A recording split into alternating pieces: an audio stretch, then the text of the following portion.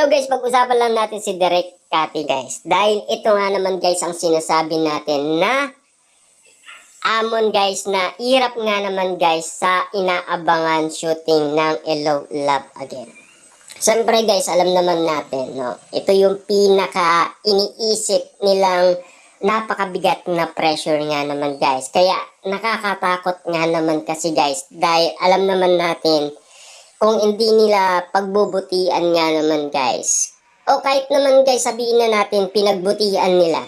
Kaso hindi worth it nga naman guys. Kasi mas naging worth it yung nauna kaysa sa ikalawa. Kaya nga naman guys, mahirap para sa kanila. Diba? Iniisa ng box office Direk Cathy ang mga hamon kinakaarap ng buong Team Canada sa shooting na inaabangan Hello Love Again. Ito kasi guys ang mga kadahilanan kung bakit nga naman guys natatakot na sina Catherine at Alden Richard na gawin pa ang nasabing movie na Hello Love Again. Kasi guys siyempre mahirap nga naman kasi yung nauna mas naging click tapos yung ikalawa hindi magkiklik, diba? Kaya naman guys kapag hindi ito nag-click medyo wala na. Tapos na guys, sina Ethan at Joy. Diba? Saka maglalaylo na guys, sina Catherine Bernardo at Alden Richard. Dahil hindi nga naman guys, naging patok sa masa. Diba? Kailangan guys, need natin na suportaan ang paghihirap ni Direk Cathy at Catherine Bernardo at Alden Richard. Kasama na guys, siyempre, ang Team Canada, lalong lalo guys, sa mga cast. Diba? Nahirapan nga naman sila guys, napaganda nila ang kanilang movie dahil napabilib naman guys sa marami. Kita nyo naman guys, di ba? Premiere pa lang. Pinagkaguluan na guys ng mga netizens. Lalong-lalo na. Unang-una pa lang. Ticket pa lang guys, di ba? Siyempre guys, hindi pa naman sapat yon. Kailangan dyan guys, tulong-tulong. Para naman guys, maging ayos earnings ulit ito. Mas igit dun sa nauna. Marami naman guys, prediction ang nagsasabi. Diba? Na mas kikita ang ikalawa kesa dun sa nauna. Kaso nga lang kasi guys, para kay Catherine, Alden Richard at Direk Cathy, mga hamon kasi guys, talagang napakabigat para sa kanila. Kung bakit nila iniisip pa na gagawin yan, diba? Kasi akala kasi guys ni Alden at Catherine, iba na ang kanilang gagawin movie guys. Kasi kung pag-uusapan pa guys ang nasabing Ethan at Joy, yan kasi guys ang inahanap ng marami. Kasi nga guys, nabitin nga naman kasi sila, diba? Dahil bitin na bitin, dahil iniwan nga naman kasi guys ni Joy si Ethan, diba? Na luwaan sa Hong Kong at siya ay napakasaya na pumunta nga naman guys sa Canada dahil sa kanyang pangarap. Pero nang dahil guys dito, nahihirapan ang ating idolong si Catherine at Alden Richard, Direk Cathy, Sampana. Sa sitwasyon nila ngayon guys, talagang pinagdadasal nila na sana mag-hit para tuloy-tuloy guys ang kanilang journey. Lalong-lalo na guys, syempre, ang pagiging travel ni Ethan at Joy. Kasi alam ko guys, ang part 3, ang sinasabi ni Carmi, sa Amerika naman guys ang susunod. Diba? Kasi yan kasi guys ang pinakamatinding inaabangan na sana magkaroon nga naman guys ng part 3. Ang nasabing movie ni Catherine Bernardo at Alden Richard. Kasi guys, as of nabalitaan natin, magkano pa lang guys ang kinita ng movie. Diba?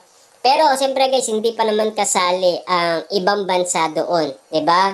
Alam naman natin guys, sold out na rin sa ibang bansa. Pero kapag pinag-combine yan guys, sana makumpleto at tumaas pa doon sa naunang movie nila guys. Yun lang ang inaasaan natin guys dahil pressure din to sa atin kasi siyempre guys mawawala si Ethan at Joy, 'di ba? Yun kasi guys ang inaasaan natin Pero yung magiging mega blockbuster guys, oo magiging mega blockbuster yan. Kasi hindi pa nga napapanood guys mega blockbuster na diba? Pero ang inaasaan lang natin dito guys, no? Kasi sila, medyo kabado sila at yung takot hindi nawawala. Nandoon pa rin guys yung pressure, yung kaba talagang nagle-level up para sa kanila. To the highest level kasi guys. Kasi siyempre guys, prediction, ula lang yun. Diba? Hindi naman sila naniniwala. Tignan nyo guys, Alden Richard. Diba? Kahit anong pakita mo magic tricks dyan kay Alden, hindi yan maniniwala guys. Kasi alam naman natin guys, magic, ano lang yun. May pandadaya. Diba? Pero kung sa mga ganyan prediction guys, never maniniwala si Alden Richard dyan. Kasi prediction lang yun eh. Hula yun eh. 'Di ba? At lalong-lalo na guys, siyempre Katrin, hindi rin naniniwala sa prediction. Mas naniniwala sila guys kung merong proof na makikita. Siyempre guys, to see to believe. Ika nga guys, no? Sanay na kasi ang mga tao. Dahil hindi sila sanay guys sa mga ibang bagay na walang kasiguraduhan. 'Di ba? Eh siyempre guys, kailangan may proof na makita. Kaya nga naman guys, kailangan tulong-tulong para matulungan natin guys sina Ethan at Joy na magkaroon ng part 3. Siyempre guys, ang journey, ma-continue nga naman guys, di ba? Eh siyempre, di naman ito i-continue guys kasi ilalaglag na nila ang character ni Ethan at Joy. Mawawala na guys eh. Sayang yung hirap nila guys na dinaanan sa shooting sa Canada. Lalo-lalo na guys, yung hamon na hirap na ginawa ni Derek Cathy. Eh, siyempre guys, yung hirap din ni na Alden Richard at Catherine Bernardo sa set, ba? Diba? Grabe. Kung ito ay maglalaho, ba? Diba? Yan lang kasi guys, ang pinaka-ihintay natin after matapos ng movie, yung resulta. Ang ating kaabang-abang na pwede natin makita. Diba? Eh, siyempre guys, para sa atin, natatakot din tayo guys eh. Kasi, siyempre, alam naman natin. Pero yung takot guys, nung napansin naman natin guys na talagang patok ang movie, diba? Eh, siyempre, sinasabi natin sa sarili natin guys na mag-iit ito. Diba? Kasi, alam naman natin guys tulong-tulong ang maraming tao. Kita naman natin guys, sobrang daming tao, diba? Posible. Hindi, tulong-tulong yan guys. Posibleng hindi yan mag-hit. Lalong-lalo na guys sa ibang bansa, talagang nagustuhan din to. Kasi para rin sa kanila to guys, di ba? Binuay lang naman nina Alden Richard at Catherine Bernardo ang mga karakter nina Joy at Ethan. Siyempre guys, bilang OFW, di ba? Kaya nagustuhan nila guys ang istorya. Dahil nga naman kasi guys, masasaksihan ng pamilya nila na nasa Pilipinas kung papaano ang hirap na pinagdadaanan ng mga OFW sa ibang bansa. Kaya nga naman guys, no, iniingi ko ang tulong ninyo guys para suportaan natin si Alden at Catherine. Lalong-lalo guys si Derek Cathy para mapagpatuloy pa ito. Lalong-lalo guys, siyempre, nagtatanong din ako kay Derek Cathy sa kanyang pagla-live. Diba? Pag siya ay naka-online, tinatanong ko siya kung ano ba ang magiging resulta nito? Sinasabi lang ni Derek na hindi ko pa alam. Wala pa kasing resulta eh. 'Di ba? Lalo-lalo kasi guys, hindi pa naman tapos. Pero kabado si Derek Cathy. At lalong-lalo guys, siyempre kabado din si Alden at Catherine pag tinatanong sila about dun sa part 3. 'Di ba? Lalo-lalo na guys, siyempre meron na daw napag-usapan. Kung magki-click daw, ipagpapatuloy pa. Pero pag hindi na nag-click, wala na guys.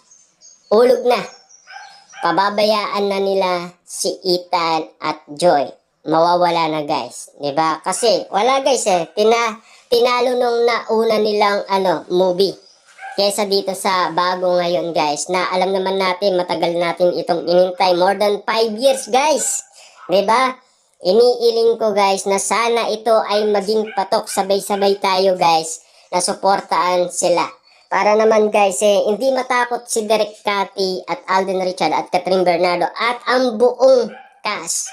Lalo-lalo guys ang mga staff at Team Canada. Yan kasi guys ang kinakatakot nilang lahat. 'Di ba? Siyempre guys, si Derek, ang amon nga naman na inaharap niya noon pa man guys, ang katanungan sa isipan niya daw guys kung mag-hit nga ba o hindi. Noong sila ay nasa Canada pa.